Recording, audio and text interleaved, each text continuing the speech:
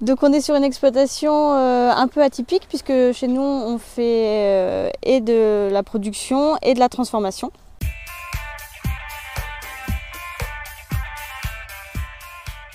On est 2 associés, on a une dizaine de salariés. On produit à peu près 1 800 000 litres de lait et on en transforme 1 500 000.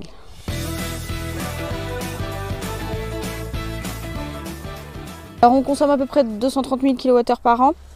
Sachant que chez nous, c'est vraiment la partie de transformation qui on utilise beaucoup. On a des chambres froides, on a des tanks, on a du matériel qui chauffe, qui cuit. Donc c'est plutôt cette partie-là qui est consommatrice. Avant la crise, on était aux alentours de 15 000 € par an d'électricité, de consommation.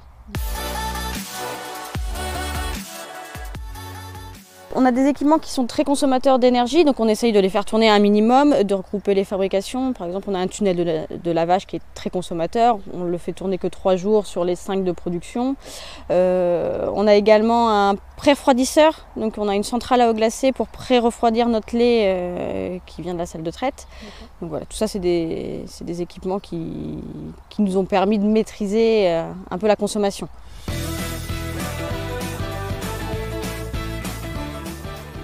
Fin 2022, début 2023, donc en fait j'étais sur un contrat d'énergie qui était avec des prix tout à fait raisonnables. L'électricité n'était pas un sujet chez nous. Donc on a reçu un avenant de notre contrat qui arrivait à son terme en 2023, sur lequel je passais de 15 000 € d'électricité à 72 000 €. Ce qui était très compliqué d'avoir une telle augmentation en si peu de temps.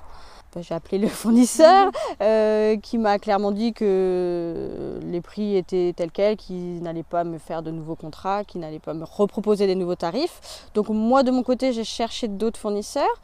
J'ai réussi à en trouver quand même qui étaient moins chers. Mais je suis passée par un courtier en énergie qui lui a fait des appels d'offres pour essayer de nous trouver l'offre la plus valable pour nous.